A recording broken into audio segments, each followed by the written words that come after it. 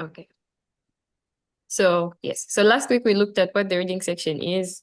Then we looked at the main idea and understanding the main idea, how to approach questions, errors that people usually make, and then we practiced.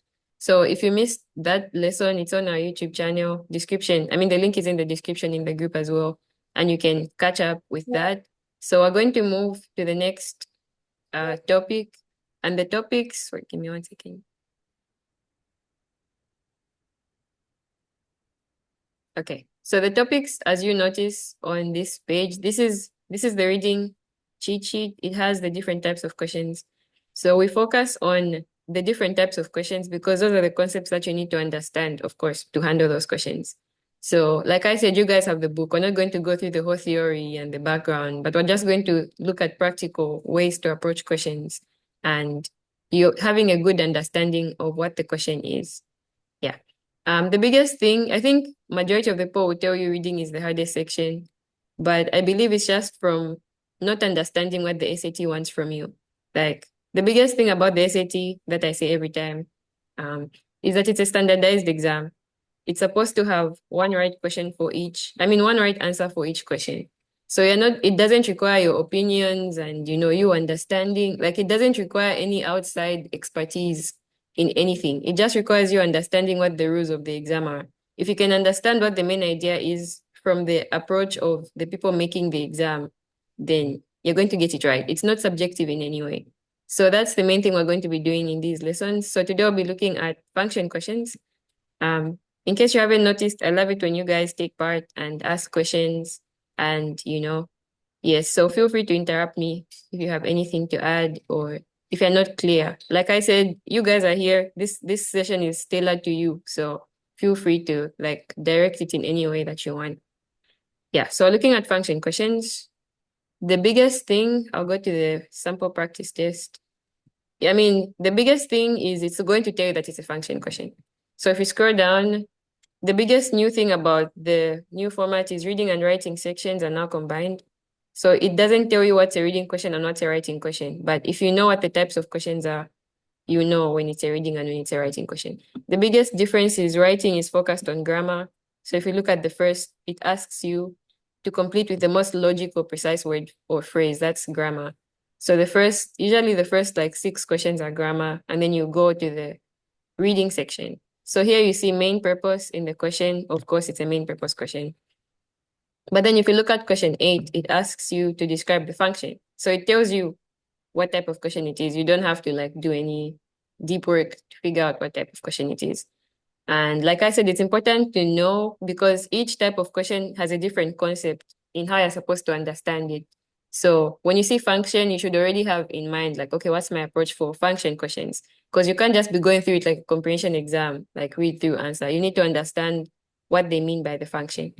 So yeah, so we're going to talk about it and then we're going to practice some questions. And again, like I said, feel free to interrupt me if you have any questions or if you have anything to add. Okay.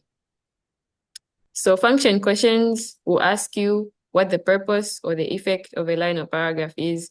In the new format, they don't really like change the phrasing of the question as we've seen so far. They'll tell you it's a function question. So that's the first thing you need to know that it's a function question.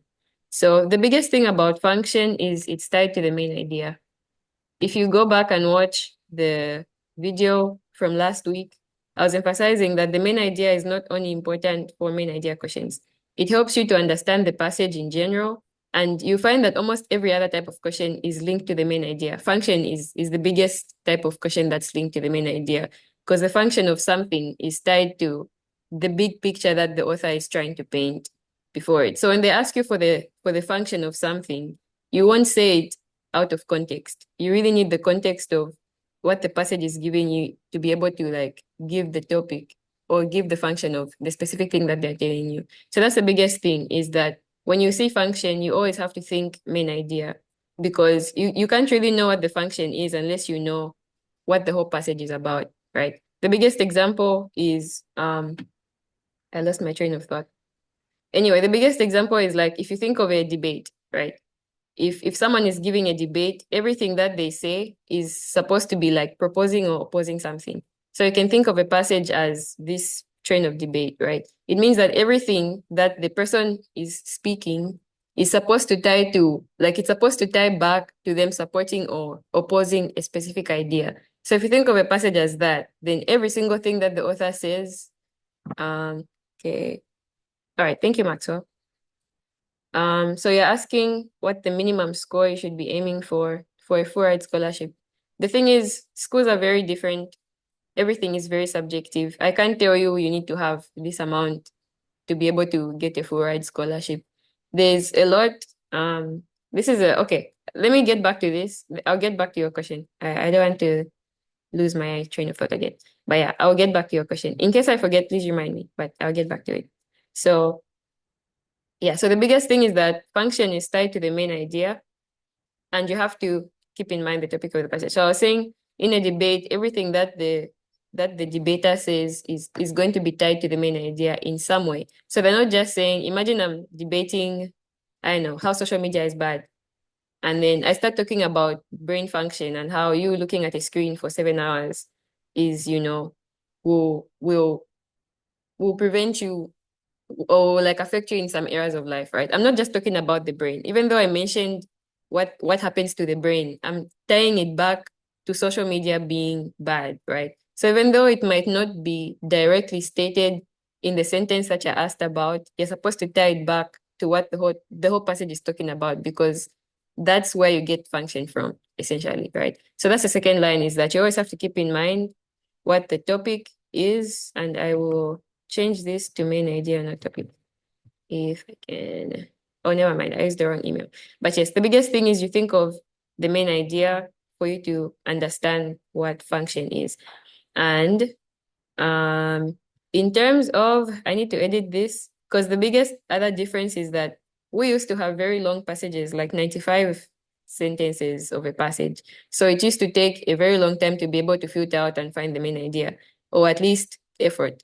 But you guys have literally like a paragraph, maybe like 6 sentences. So you don't really have to like search to find the main idea. Just by reading through, it's very evident, because the authors don't really have time to like talk about other stuff. They'll just go straight to the point.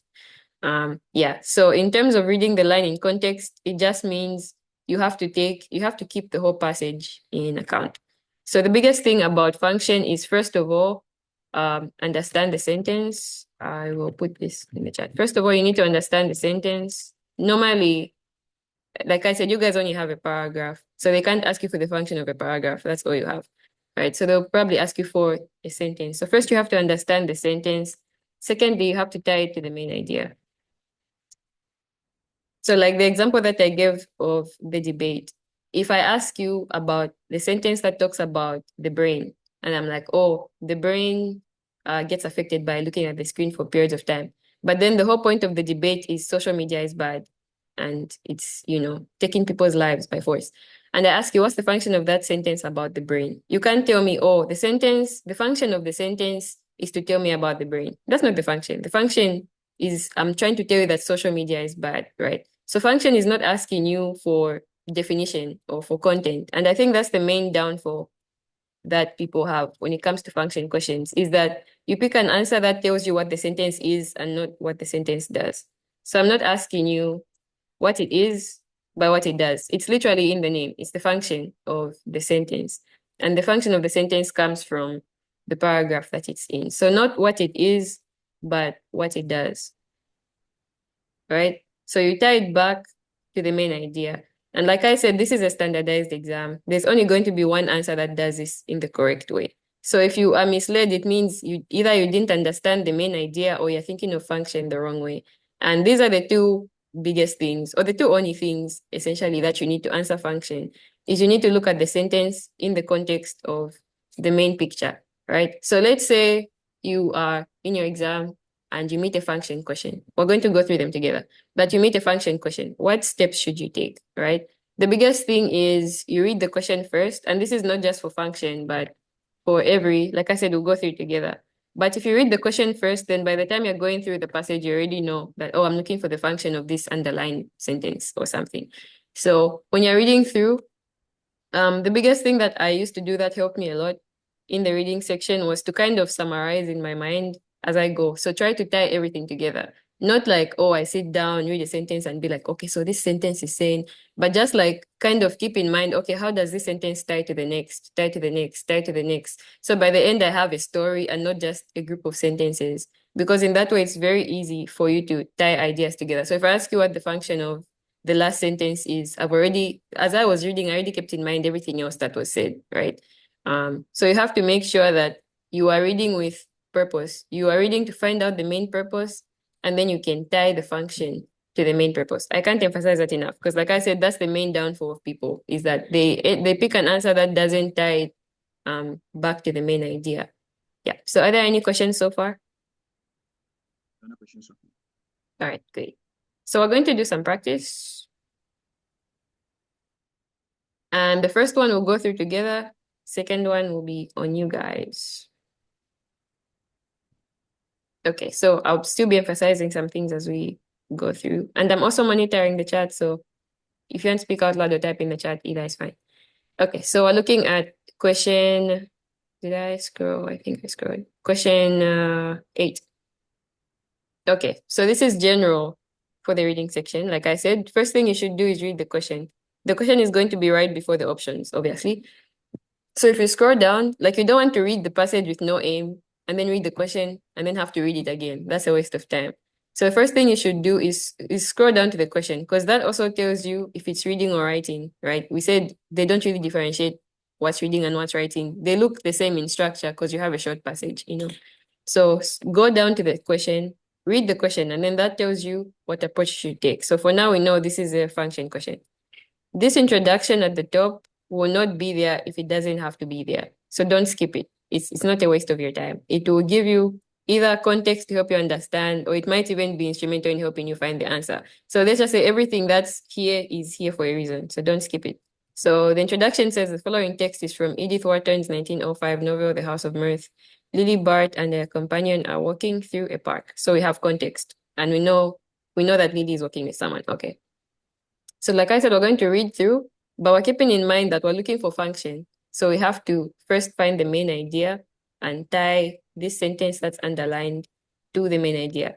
Most of the times, the main idea will be in the first sentence, especially because of how short the passage is. Most of the times, this is going to introduce what the main idea is. I would say literature is kind of different because it's a story. It's not like science where it's like, here's the point, here's the supporting points to it. But either way, the first paragraph is always, the first sentence is always very important. So it says, Lily had no real intimacy with nature, but she had a passion for the appropriate and could be keenly sensitive to a scene which was the fitting background of her own sensations. Okay, so we know what Lily is doing from the introduction. She's walking through a park. This sentence, what is this sentence telling us? So this is what I do. When I read through it, I'm like, okay, what's the major thing? Because I've read through how many words, a whole bunch of words. But if I can sum it up in like 2-3 words, that would be an easier way to keep track of everything. And then it won't take long. It literally takes like a second. Right? So I'm reading through this sentence. Lily had no intimacy with nature, but she had a passion for the appropriate and could be keenly sensitive to a scene which was the fitting background of her own sensations. She liked nature. That's it. Okay. Next sentence, which is the main focus, it says, the landscape outspread below her seemed an enlargement of her present mood, and she found something of herself in its calmness, its breadth, its long free reaches. Okay. What do we get from this sentence? It's like an example. Okay. Next, on the nearer slopes, the sugar maples wavered like fires of light. Lower down was a massing of gray orchids, and here and there, the lingering of a green oak grove. Again, another example. So I've read through this. Lily likes nature, example of her liking nature, other example of her liking nature. Okay. And the importance of that is that I haven't just looked at this sentence in its own right, right? I looked at it in the context of the passage, which is very, very important, like I said. Okay. The biggest other thing that I'll recommend to you guys is find an answer first. It's easier for some passages and, not as easy for others. But the biggest thing is that, first of all, the College Board won't put an answer that's obviously wrong that makes you laugh to yourself. Like, you know how it is sometimes in exams when option D is like, obviously not the answer. Like, it's just there for laughs, That's not going to be the case on the SAT. All the options that you see will have some element of truth to them, at least as far as I have seen. It's not going to be some off-topic, obviously wrong answer. So there are high chances of you being misled if you don't already have a clear picture of what you're looking for, right? So that's the first thing, is it keeps you from being misled. Right now, we've read the passage and we already said this is an example. We already have the answer, right? We said what context is this sentence adding to the passage? It's adding an example of how Lily likes or she enjoys nature. We already have like at least some version of an answer instead of just like using the answers. I feel like that should be a last minute I read through and I don't really have an idea, what the answer could be. Okay, so we already have a picture. Now we're going to read to the questions. A says it creates a detailed image of the physical setting of the scene. Okay. B, it establishes that a character is experiencing an internal conflict. Okay. C, it makes an assertion that the next sentence then expands on. D, it illustrates an idea that is introduced by the previous sentence. Okay. Good evening, Jerome. Okay, so this one we're going through together. And again, I'm going to point out, we're going to go through all the options and see what's wrong with them. Okay. But already, just by reading through, I can see D talks about, we said it gives an example. Option D says it illustrates an idea that is introduced in the previous sentence. A is the wrong answer I was talking about. It says it creates a detailed image of the physical setting of the scene. That's what the sentence is and not what the sentence does. See, A is factually true. That's what the sentence is doing, right? It's creating an image of what Lily could see, but that's not its function. That's what it is and not what it does, right? So keep that in mind, is that this is not the function. This is true, like that's like the structure of the sentence, but that's not what it does for the passage. So A is wrong, right? If we look at B, it says it establishes that the character is experiencing an internal conflict. Because we read through and we summarized it, we already know this is wrong. But you can see that there's some elements that would make you think that, right? Here, where it's like an enlargement of her present mood. And we saw before that she had no real intimacy, but she enjoyed. So, there's like little elements that could make you think, oh, there's an internal conflict somewhere. But that's off topic. And we could only see that because we're able to connect the whole passage together, right? C says it makes an assertion that the next sentence then expands on. This is just wrong. And you also find answers like this. The next sentence is also a description. It doesn't expand on anything, right? But you can see how it would be easy to think that like it's not entirely wrong. Maybe there could be some element that someone could like agree with. But the biggest thing is because we were able to see that both of these are examples, because we summarized the whole sentence into 2 words, we were able to figure it out. So D is the answer. Does anyone have any questions? Or even if you want to argue out an answer, feel free.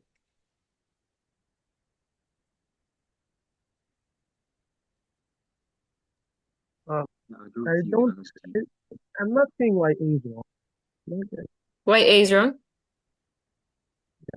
Okay, so yes, so we have A and we have D. So if you look at A, so the biggest thing we said about function is tied to the main idea, right? The example of a debate, if I'm talking about, I'll use the same example. If I'm talking about why social media is wrong, everything that I say is tied to why social media is wrong and bad, right? So that's going to be the function. So when you're looking at a passage, the author is giving it to you as a debate. I always think of it as a debate. So every sentence that they say is meant to convince you of something, right? So when you look at this passage, this is an author telling you something, right? The author has a main picture that they want to communicate to you. So if I ask you, what's the function of this sentence? It has to be in the context of what the author is trying to say, right? Yeah, I think, okay. So if you look at this one, it says it creates a detailed image of the physical setting of the scene. I can see why you're looking at it, because that's what it does. You can see that the first sentence, you can see that the first sentence is like, oh, nature is good. And then we now see a description like, oh, the landscape outspread her. Yes, seemed like this and this and this, right? But the key thing is, even in the question it says, which choice best describes the function of the underlying sentence in the text as a whole, right? So we're not looking at the sentence on its own. If we were just given this sentence as an independent sentence and just be like, oh, the landscape, oh, her mood, yes, she found something, then yeah, it is creating a detailed image of a physical setting. but its function is tied to the whole picture that the author is trying to create. So this is the biggest thing about function, is that I'm not just asking you about the sentence on its own. I'm asking you about what it does in the whole text. Like, why is it there? Why did the author say this sentence? It's because they wanted to illustrate what they said in the first sentence. Essentially, we only get D when we connect this sentence to the previous one, like we did when we were reading. We read it and we said, oh, Lily likes nature. Okay. And then we read this example. So what is this sentence doing in relation to the past sentence, right? It is illustrating an idea that was introduced. I don't know if that makes it any clearer. Yes, it does. All right, great. So the thing is that A is telling you're saying the function of the sentence. Mm-hmm. B is telling the function of the sentence as it relates to the past. Yes, yes. It always has to relate to the passage. Yeah. Thank you for that. Any more questions? All right. So we're going to move on to the next, and this time it will be you guys. And I see the questions in the chat. I will get to them at the end. Just because, let's see, let me read the second one. Yes, I'll get to them just because they're very general. And right now we're focusing on a specific topic, but I will get to them. So we're looking at question 9. It says a study by a team. Okay, never mind. I forgot my own advice. Okay, we're going to read the question first, right? It says, which choice best states the function of the underlying sentence in the overall structure of the text? Okay, so we're looking for the function in context of the text. So all I'm going to do is I'm going to read out the passage and I'll leave it to you guys to let me know what you think the answer is. I'll read the passage and the options. So it says, a study by a team including finance professor Madhu Raghuvaran suggests that exposure to sunshine during the work day can lead to overly optimistic behavior. Using data spanning from 1994 to 2010 for a set of US companies, the team compared over 29,000 annual earning forecasts to the actual earnings later reported by those companies. The team found that the greater exposure to sunshine at work in the 2 weeks before a manager submitted an earnings forecast, the more a manager's forecast exceeded what the company actually earned that year. So which choice summarizes the function? A, to summarize the results of the team's analysts. B, to present a specific example that illustrates the study's findings. C, to explain part of the methodology used in the team study. D, to call out a challenge the team faced in conducting its analysis. So leave it to you guys. What do you think? And again, you can type in the chat or you can say it out loud.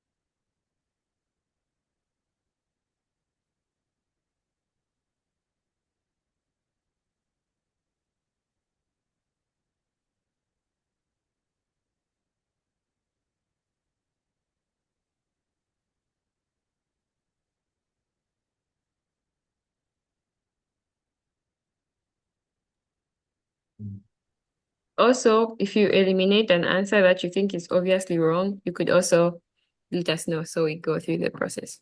So either if you are convinced one is the answer, or if you are convinced one is not the answer, you can either speak out loud or type in the chat. I believe A is wrong. You said you believe A is the answer? A is wrong. Is wrong. A is wrong. Okay, so A is out.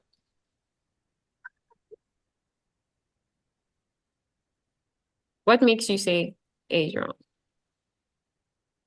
Well, much like the one before, A is practically telling the function of the sentence on a whole. That's saying the function of it according to the practice. Perfect. Thank you. I love that.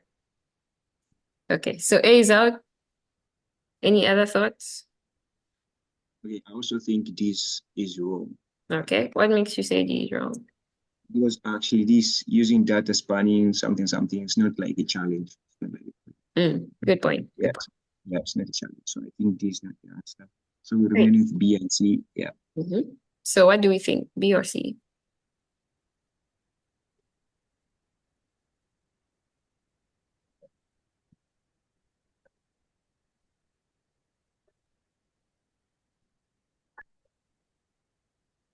I think B is the answer. You said B? What makes you say B? Well, B is telling what the sentence does in the context of the passage. It's giving a specific example that illustrates the study's findings. If you read the sentence, it's underlined again, using data spanning from 1994 to 2000, for a set of US companies, the team covered over 29,000 annual earnings forecast to the actual earnings later reported by the company. That's a specific example of. Yes. Wait, did you say B or C?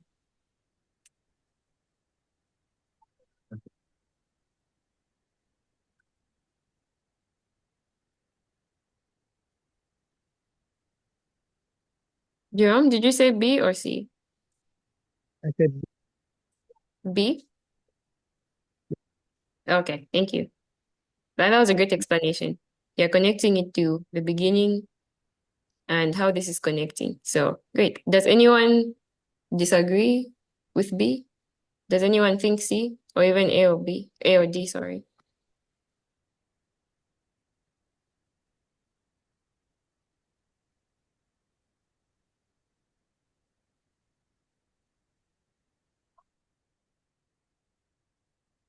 Okay, great. So I agree with the elimination of A and D and also with the reasons, right? A is wrong because it just says what the sentence is on its own. It doesn't tie it to the main idea.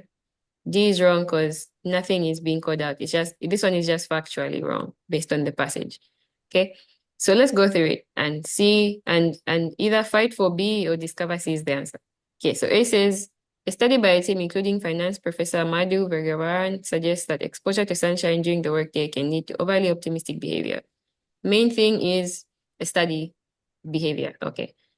Next sentence. Using data spanning from 94 to 2010 for a set of US companies, the team compared over 29,000 annual earnings forecasts to the actual earnings later reported by those companies.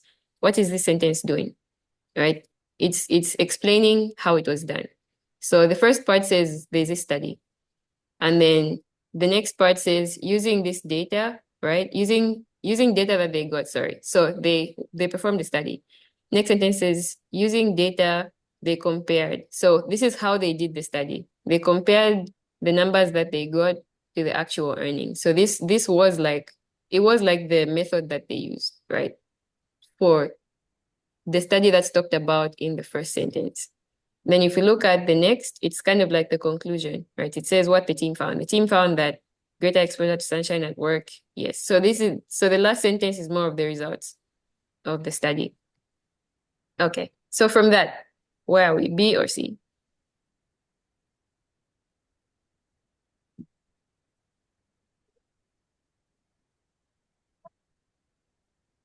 From that, I'd have to say back to the C. C. If it's extent further the method, it will be. Yes, I agree. Yes. And the biggest part is following, because the first part says it's a study, right? And then this part is explaining. The actual results come in the following sentence, where it says what was found. This was more of like the approach that they took, right? They were comparing the annual earnings to the actual earnings. So yeah, I definitely agree with C. So the problem with B is just that it presents it the wrong way, right? So the biggest thing about all these options, and the College Board normally does this, is you have like a verb. So A says to summarize, B to present, C to explain, to call out. This could also be a huge clue in helping you find the answer, right? B is not presenting anything. It just says using the data, this is what they did. They were comparing this and this and this. This is more of an explanation. And then you can now tie that to the last part. So I'm not saying you should pick an answer just because the verb is correct. Sometimes the verb, anyway, I'll end there. Sometimes you find that the verb is wrong, but then the last part of the sentence has some information that's like factually wrong based on the passage. So the biggest thing is you can use the verb to like guide you, but your answer should be 100% correct. Like you shouldn't have an answer where even one word like makes the answer wrong. Yeah. So C is the most accurate. Does anyone disagree or are there any questions? All right, great. I love that you guys are taking part. Okay, so we'll do another. I think that should be it for this. So we're going to go to the next reading and writing section. And okay, so same pattern. You have a whole bunch of writing questions as the first 6 questions because they ask you about structure, sentence structure. And then 8 is main purpose. 9 is inference. 10 is main idea. This is more literal comprehension. Let's see. Researchers claim that's supporting evidence. Okay, interesting. I don't think this section has function. Then we have text. Okay, so open the second practice test. And by the way, I stick to the first and the second because I don't want you guys to run out of practice material. So you can have the rest of them as your practice. So where was I? So again, the first 6 are writing, main purpose. Okay, find the function question 9. Let me zoom out. Okay. So same thing, I'm going to read the question, which says, which choice best describes the function of the underlying sentence in the text as a whole?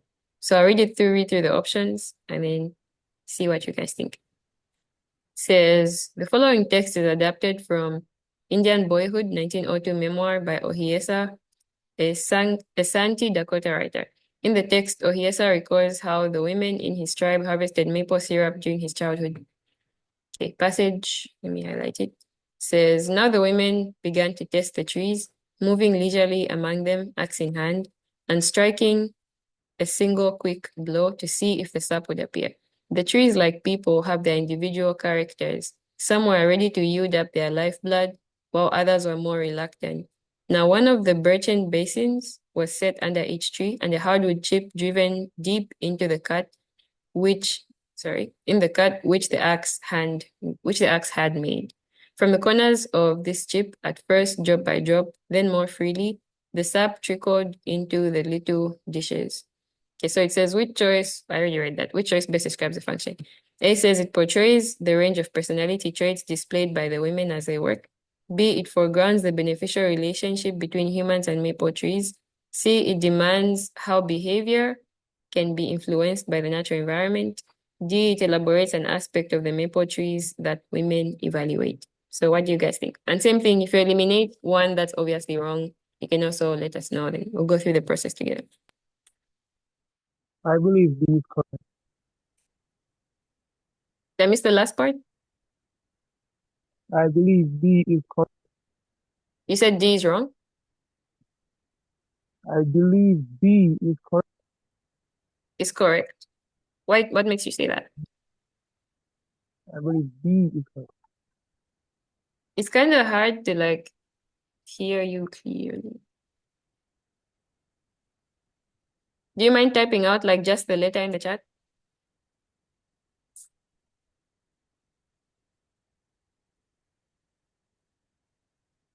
B. So you said B is wrong or correct?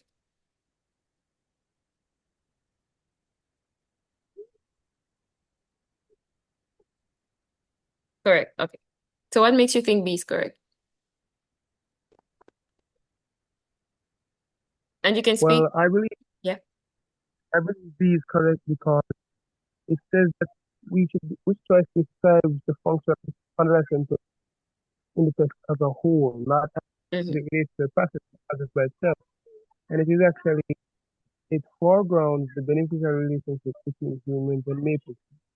And the other sentence says the trees are like people, have their own individual character. Some are ready to yield up their lifeblood, or others are more reliant. Okay, I can Because see. sentence also compares people and maple trees. Yes, I can see that aspect of it going beyond just the sentence itself. Okay, great. What does everyone else think? Do you agree with B, or are you for a different option?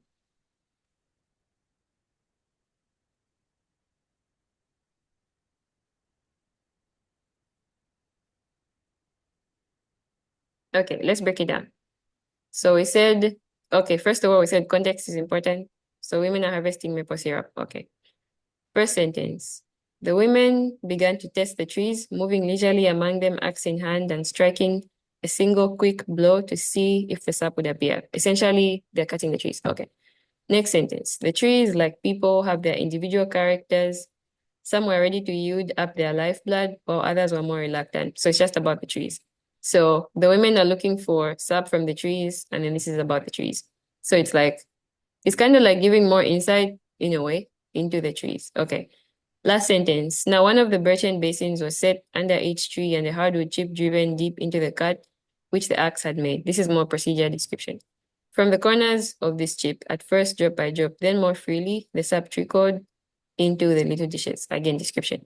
Okay, so we've read through the passage and we've kind of tied the sentence in a way to the first sentence. Okay, now we're going to go through the options. A says it portrays the range of personality traits displayed by the women as they work.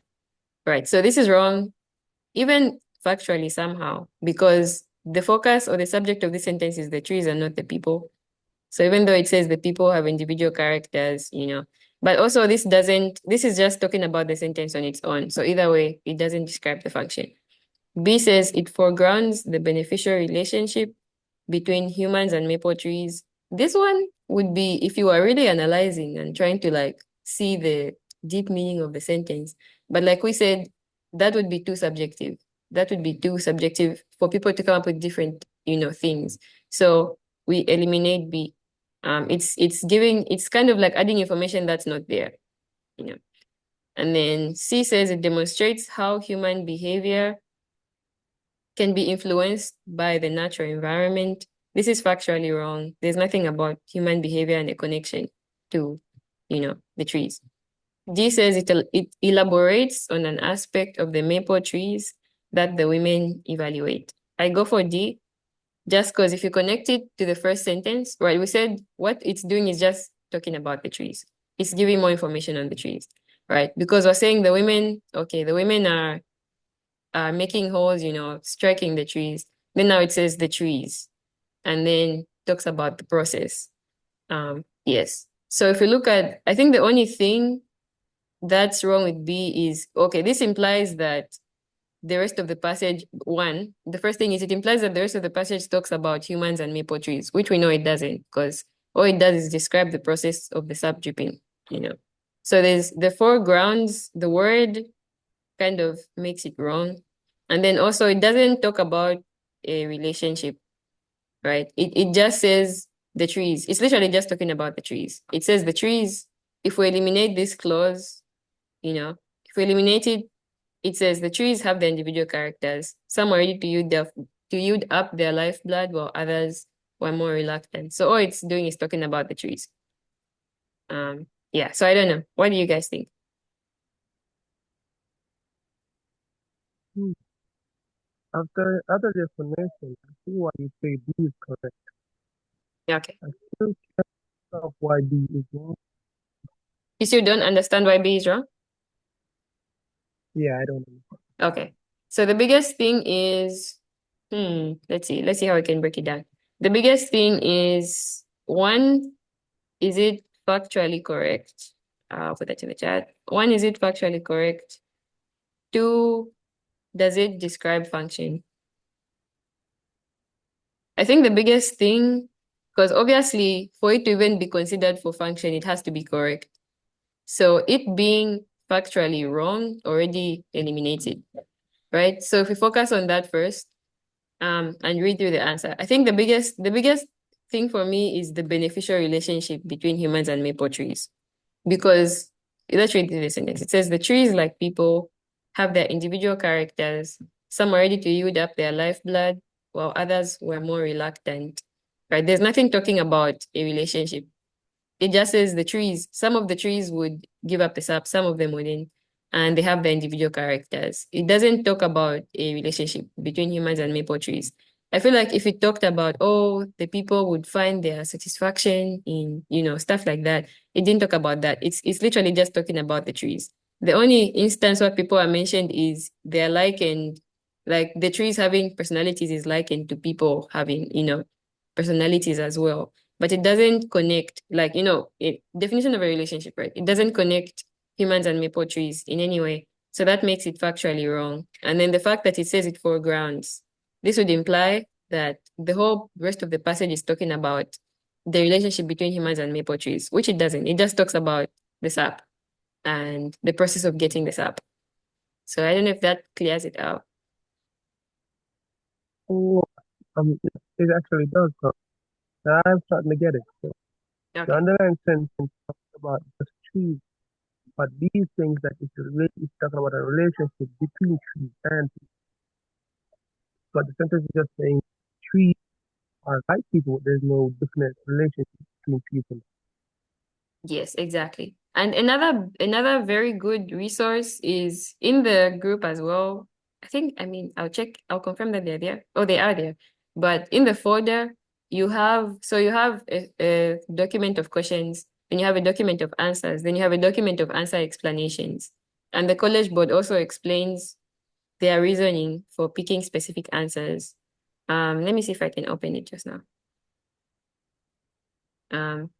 Because reading that, because they don't just tell you what the right answer is, they also tell you why the rest of the answers are wrong. And that's so useful because you get to a point where you start thinking like them. And so you can see why they chose specific answers. So let's see. Okay, got it. This is question 9. All right. So I'll just read through the whole thing. It says choice D is the best answer because it best describes the function of the underlined sentence in the text's overall portrayal of how the women in Ohiesa's tribe harvested maple syrup. The text states that the women used an axe to strike the maple trees in order to find out which ones would produce sap. The underlined sentence compares the trees to people, like you said. So it just compares. It compares trees to people. Yes, with the sap described as the tree's lifeblood. Some of the trees are ready to give out their sap while others are unwilling to do so. Using personification, the sentence provides greater detail about the aspect of the maple trees, their potential to give sap that the women are evaluating. Right. Okay. So let's go to, it says why choice B is incorrect. So it says choice B is incorrect because the underlying sentence focuses on the tree's willingness or refusal to yield sap, not on the beneficial relationship between the women and the trees. Additionally, although the text does suggest that the women and their tribe benefit from the maple trees, since the trees allow women to harvest syrup, there's nothing in the text to suggest that trees benefit from this relationship in turn. So it just says what we said more in detail. The first thing is that it focuses on the wrong part of the sentence, or it magnifies just like one word in the sentence, right? And then we also said it's wrong because it's just factually wrong. There's nothing talking about a relationship between trees and people. So that's also a very good resource to read through their explanations of which answer is right, why they think it's right, and why each other answer was wrong. But yeah. Any more questions here? All right, great. So we're going to practice one more. And we're on function. We've gone through 4 questions now. So this is our 5th question. Okay, so going through it, main idea.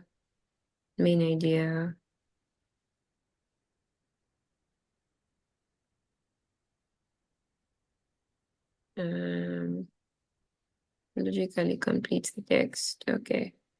Looks like we're out of function in this section. We'll move on to the next.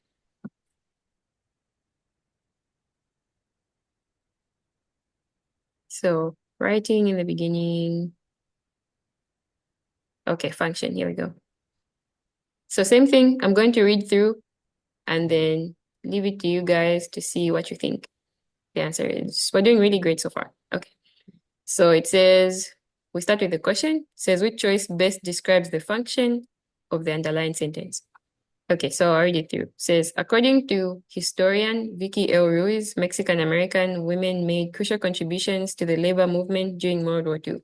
At the time, food processing companies entered into contracts to supply the U.S. Armed Forces with canned goods. Increased protection quotas conferred greater bargaining power on the company's employees, many of whom were Mexican-American women. Employees insisted on more favorable benefits, and employers who were anxious to fulfill the contracts complied. Thus, labor activism became a platform for Mexican-American women to assert their legacy. Okay, so we have that. And I'm going to read you the options. A says it elaborates a claim that labor relations in a particular industry made earlier in the text. B, it offers an example of a trend in the World War II era economy discussed earlier in the text. C, it notes a possible exception to the historical narrative of labor activism sketched earlier in the text. D, it provides further details about the identities of the workers discussed earlier in the text. Okay, so I'll leave it to you guys. Let me know what you're thinking. If you eliminate any, as usual, let me know.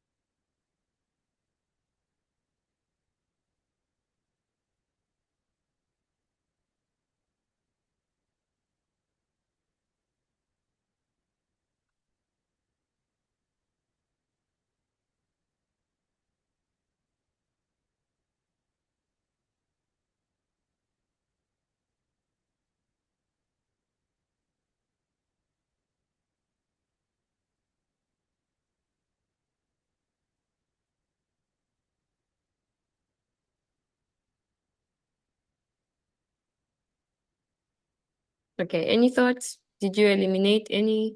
Are you convinced any is the answer?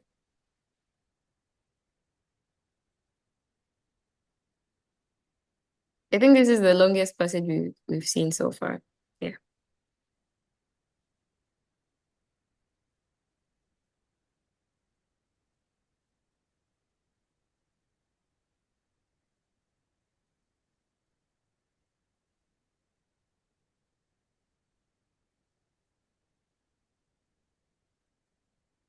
I believe, I don't think these are, So you said you don't think D is the answer?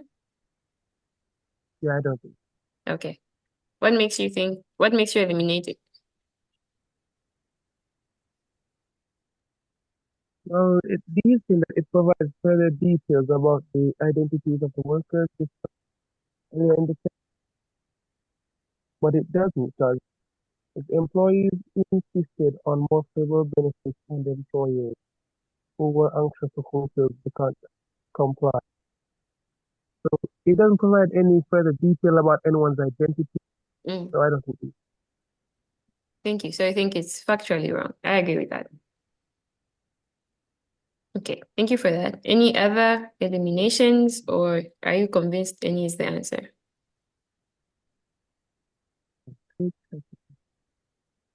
You said you think A? I'm still checking, so Okay. I eliminated.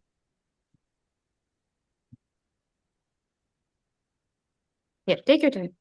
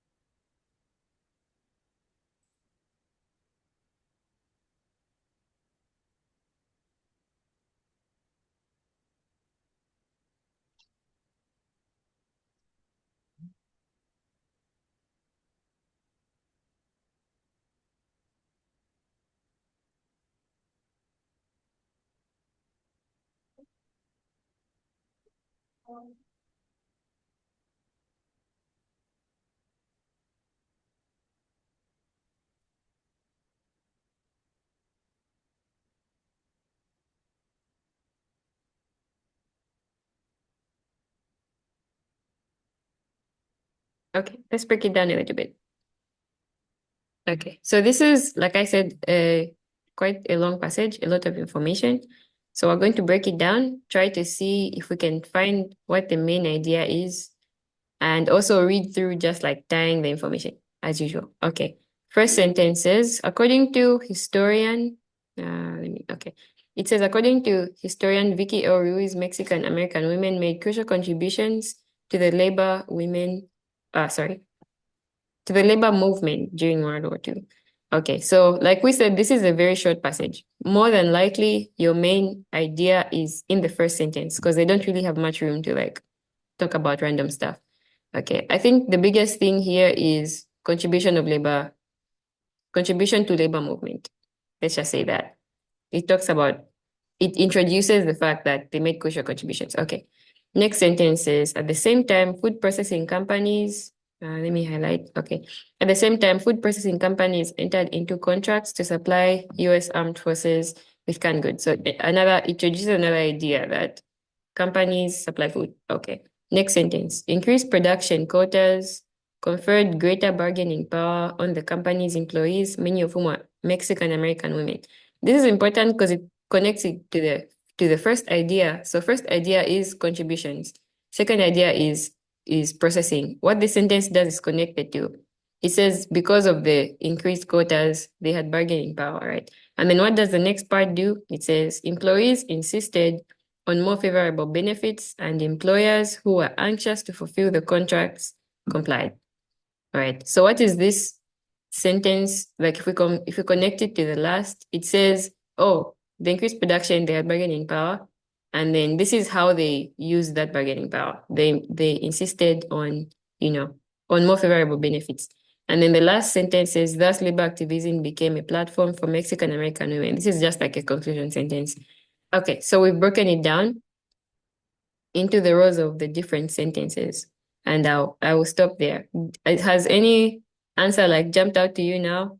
We eliminated D, so are you for A, B, or C?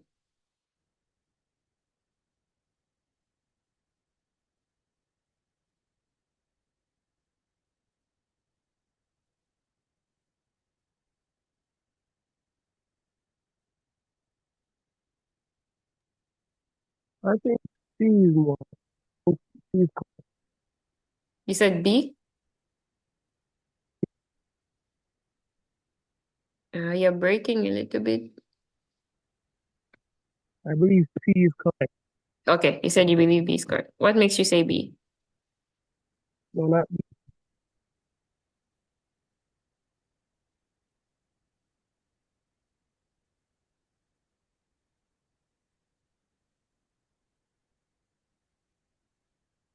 Are you speaking, Jerome? I can't hear.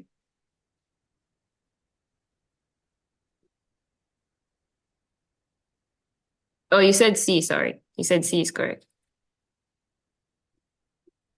Okay. So let's see. Let's go through it. So we eliminated D on the basis of it being factually incorrect because it doesn't talk about identities. So let's go through them. A says it elaborates on a claim about labor relations in a particular industry made earlier in the text. Okay. So elaborates is a keyword here to give more information about, right? And then about labor relations in a particular industry, in a particular industry made earlier in the text. I don't think this does that. It doesn't explain something. This is a completely new idea. Well, not completely new, but I guess you know what I mean. It's not like expanding on something that has in the way that it's describing it here, right? Let's go to B. It says it offers an example of a trend. This word trend is already bad because we don't see a trend in this sentence. It just says what the employees did and what the employers did. C says it notes a possible exception to the historical narrative of labor activism sketched earlier in the text. All right, let's see. Let's look at C. Why? Oh, sorry, D. D says it provides further details about the issues. Yeah, D is obviously wrong. Let's see. I feel like, okay, let's go back to A. A says it illustrates on a claim about labor relations in a particular industry made earlier in the text. Oh, my bad. I think I'm leaning more towards A. The thing that's raising questions about C is the exception part. Because I'm trying to go back to what we read in the beginning, exception to the historical narrative of labor activism sketched earlier in the text. It doesn't talk about, like, if there was something that said labor activism can't be performed, then this would be an exception. But there's nothing that talks about, like, what is it giving an exception to? Because all that the passage has said is they made crucial contributions, and then food companies, and then bargaining power, increased quotas. Yes, but if we look at A, I guess the claim would be the beginning of the sentence. Because the beginning says increased production conferred greater bargaining power to the company's employees. And then it says they insisted on greater relations. And those would be labor relations because it's employer-employee. And it is a particular industry mentioned earlier in the text because we talked about the production in the second sentence. Yes. So I'll go through that again because I got confused myself. Right. So we said A is right because it, first of all, connects it to the previous, right? To the previous sentence or the whole passage as well. Because the whole passage is just saying they made an impact, production company, and then those two are linked. So increased quotas, greater bargaining power. And then what this does is it explains more on, or it like illustrates how they did it. Or it illustrates the thing that they did, not how they did it. But yeah, it talks about what they did. They insisted on more favorable benefits and the employers complied. Yes, so I go with A. What do you guys think?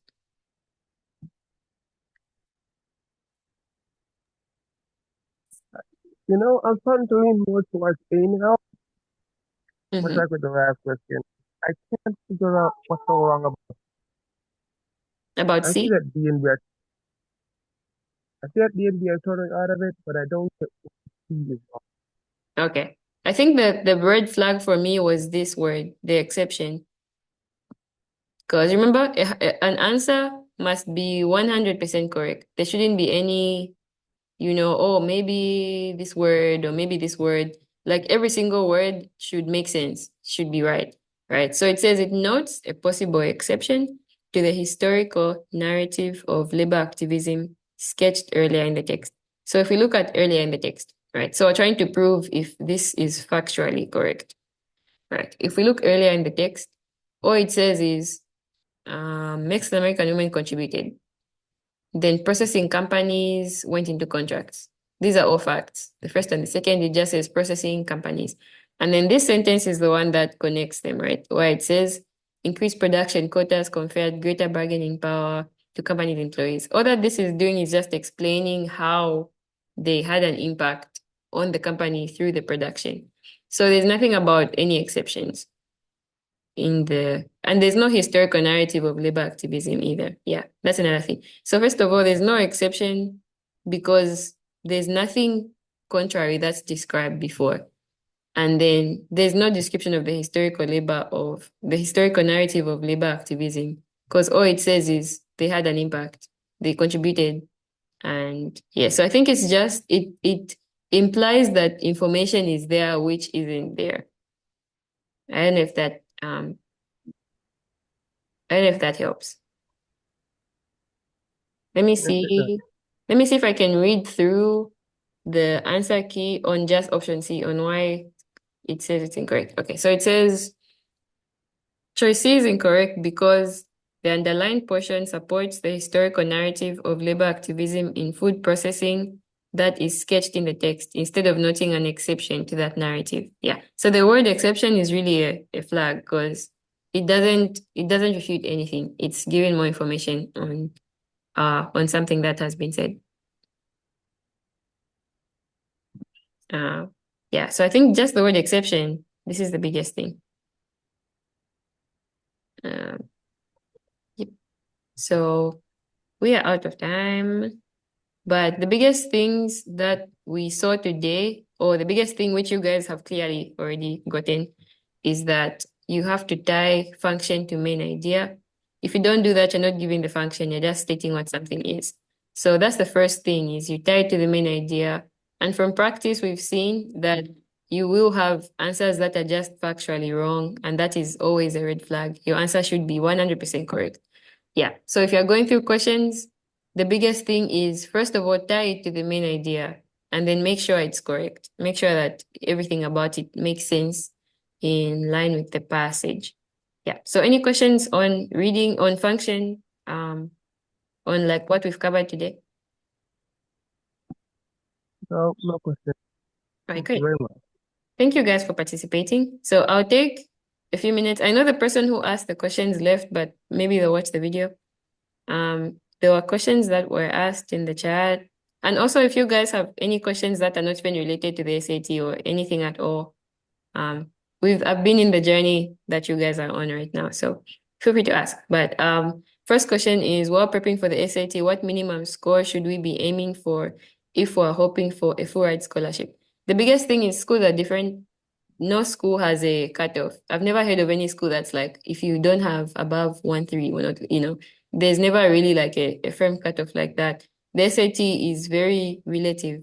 So I wouldn't say, in fact, the biggest thing about application here is how well-rounded it is. Someone can be at Harvard with a full scholarship, but they had an SAT score that's not even high because they had an amazing essay and they had amazing recommendations, if that makes sense. So it's not like your SAT is what decides. All it does is it adds an element to it that maybe other schools don't have. So I would say just aim for as high as you can aim. My aim was to get a perfect score. I didn't get it, but that helped me to go far beyond in my efforts. So I'd say just aim as high as you can aim. In terms of the new seasons does have a cutoff. I believe it's 1,100 if you want to join the new season. So that's the only cutoff. And that's just because there are certain schools that we have partnerships with, and I guess the agreement requires a minimum SAT score. But if you're applying on your own, just aim as high as you can aim. And always aim to get better each time, of course, as you practice. So yeah, that's the next question. The next question was, time management is really difficult, especially in the second module, the harder sections. For sections like most likely completes the text or software writing and others, are there time management tips or you just get faster as you practice? Okay, there are definitely some time management tips in terms of how you handle the questions. Okay, so I'll speak for reading. The little things that we did that helped us save time, like number one, reading the question first before reading the passage, because then you don't have to read the passage twice. You're reading the passage already knowing what you're looking for. So that saves you time. Second thing that we did is we came up with our answer before going through the options. So we're not spending like 2 minutes going through, is A, is B, is C, is D. We already know what the answer is. We're just kind of trying to like identify it among the options. So those two things save a lot of time. I know there's more things as well. But the biggest thing is save the amount of time we spend reading. And we did that by, reading the question first. And then we looked at a way to read where we were like summing up as we go, why you don't have to read it 4 times, So little things like that for the reading section. For the writing section, I would say practice is key. Because the thing about it is, writing is grammar. I assume we're familiar with the writing section. It's about commas and logical word choices and stuff like that.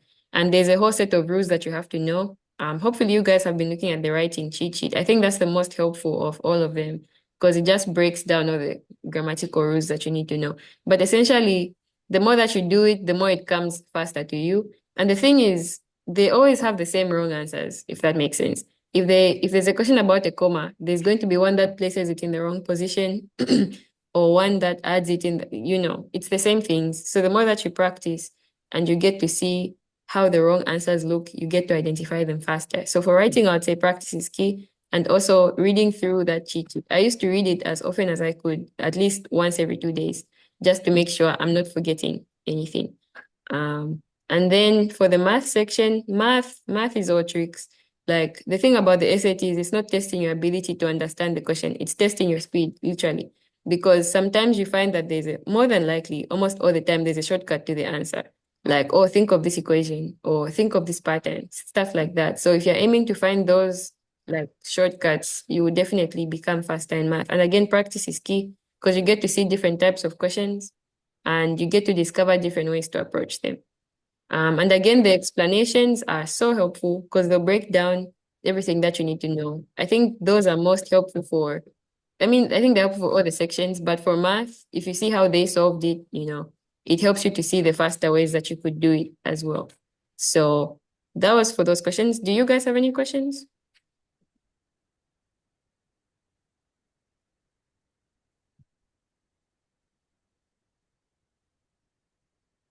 No, no question. All right, great. So as always, feel free to reach out to any of the tutors. All of us are in the group. If you have any questions, we are genuinely very busy people because right now we're doing our summer internships, but we definitely will try as much as possible to respond. And yeah, we just want to be there to support you guys because we have been in your shoes before and we didn't have the help that you have. So that's part of the motivation to keep helping you guys. So yeah, thanks for joining. Thanks for being active. This was really good. And I'll upload the lesson in case you want to go back or anything like that. But we'll end here.